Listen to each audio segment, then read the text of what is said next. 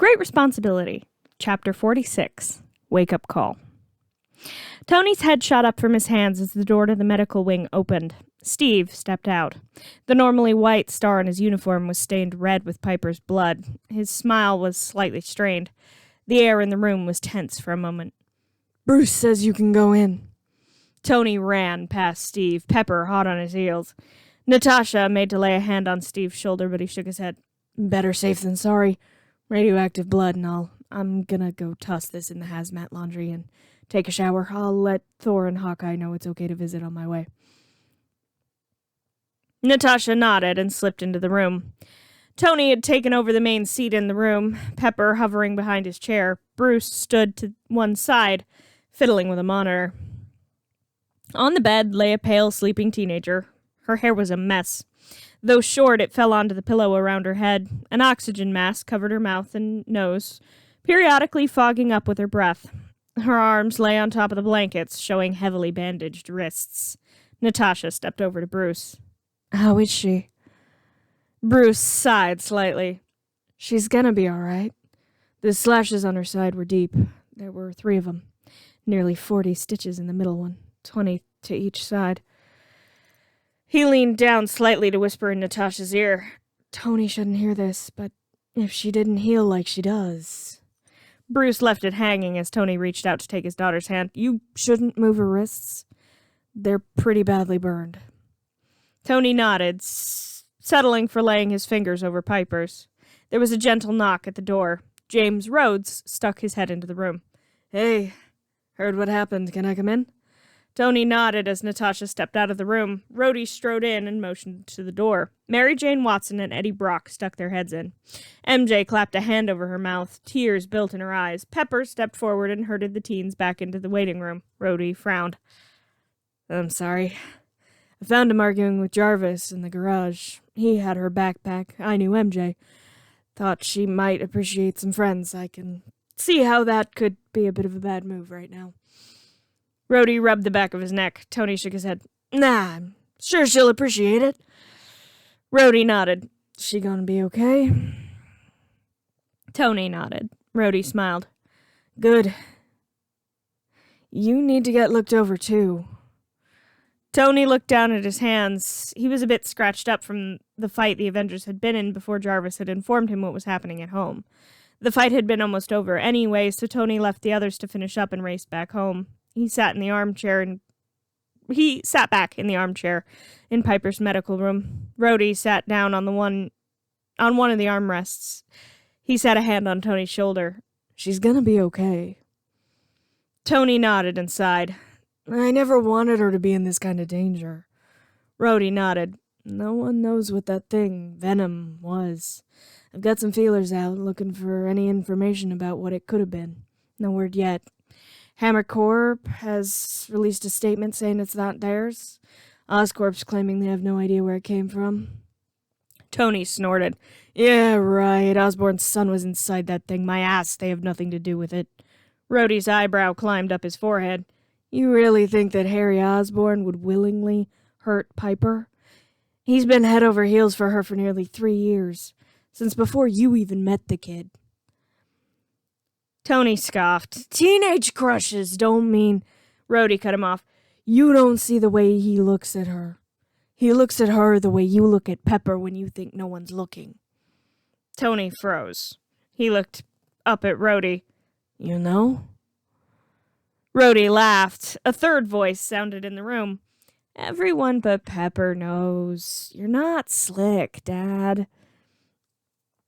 Tony leapt to his feet. Piper's eyes, bright blue once again, were open. She looked tired, but smiled slightly. Chapter 47, Confrontation. Tears sprang into Tony's eyes. His hands were shaking. Piper coughed, and Bruce piped up from where he stood next to the monitors. "Hey, kiddo, how you feeling?" Piper frowned and coughed again. "A bit woozy, and my head is killing me." She sniffled, and Bruce frowned. He laid a hand on her forehead and shook his head.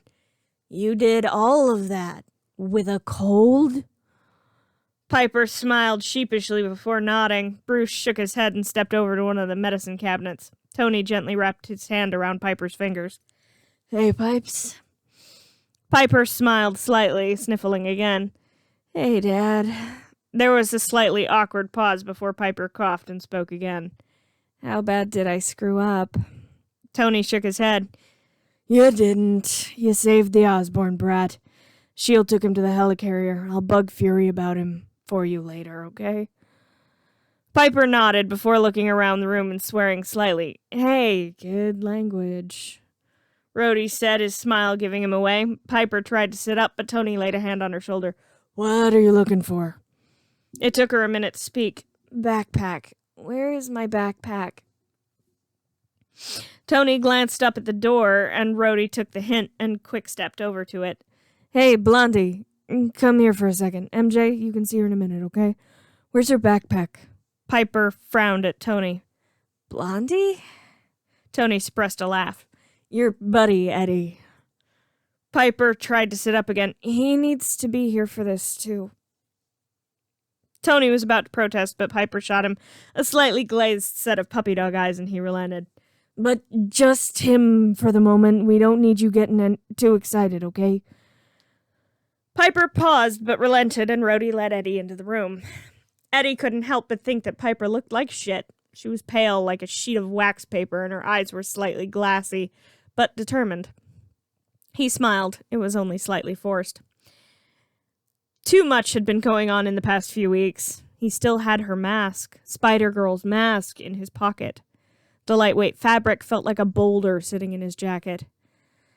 But she smiled back as he held up her backpack. Tony was standing next to her, one hand on her shoulder to keep her from sitting up. She coughed and held out a hand for her bag. He tried to hand it over, but her hands were shaking so bad she almost dropped it. She let out a frustrated noise. What do you need out of your bag, Pipes? Tony asked gently. USB? Front pocket. Eddie's eyes went wide. That would explain why she wanted him in the room, too. He fished in her bag and pulled out the Shield USB. Tony and Rhodey stared as Bruce made his way around them, adding something to the drip attached to Piper's arm. Where did you get that, Piper? Rhodey asked in a hushed tone.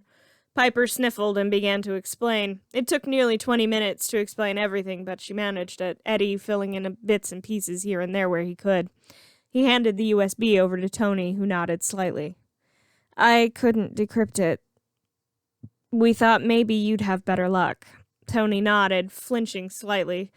Before rubbing his neck like it was hurting him, Bruce stepped over to him. I need to take a look at you too, Tony. I know you pulled something during that fight. We need to know how bad it was. Piper frowned. You're hurt? Tony shook his head, looking at Bruce admonishingly. I'll be fine, Piper. I'm gonna go have Bruce check me out right now. Rhodey, keep an eye on her, okay? Rhodey nodded. Tony and Bruce stepped out of the room, and Eddie was left alone with one of Piper's uncles. Rhodey grinned slightly. Thanks for being there for her no matter what. Don't tell Tony, but I'm gonna give you 2 minutes. You look like you have something to say to her. But no funny business. Jarvis will tell me. Eddie nodded, and Rhodey headed back out into the waiting room. Eddie took a deep breath and sat down in the armchair next to Piper's bed. She smiled at him. I'm glad we decided to tell Dad. Eddie nodded. Me too. Keeping secrets can't be easy. Piper nodded, and they were quiet for another second. Eddie cleared his throat and spoke. You know you can tell me anything, right, Piper? Anything at all? Piper frowned slightly, but nodded. She wasn't looking at him, though.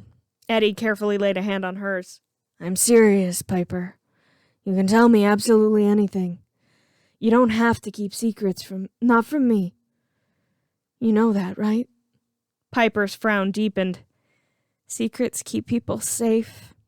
It was barely a whisper. He almost missed it, but shook his head when he realized what she'd said. No, they don't. They tear you apart from the inside, especially if you're keeping them alone. A tear spilled down Piper's face. Eddie reached into his pocket and pulled out her mask. He placed it in her hand gently. You're not alone anymore, Pipes. Piper sniffled and shook her head. No, I never wanted to drag you into all this. I didn't want to drag anyone into this. You can't have found out. I don't want you to get hurt. Eddie shook his head. I'll be okay, Piper, I promise. You get better and we'll talk, okay? Piper nodded slightly before opening her hand. Can you put it back in my bag? Dad doesn't know. Dad can't ever know. Eddie nodded and put her mask back in her bag. She smiled at him. You know you're gonna have to tell me how it happened one of these days, right? Piper laughed slightly. There was a knock at the door and Pepper stuck her head in. She smiled and Piper waved without lifting her wrist off the bed. Pepper led MJ into the room and the redhead had to hold herself back from tackle-hugging Piper. They talked for a while until Bruce came back and shooed them out of the room so Piper could get some sleep.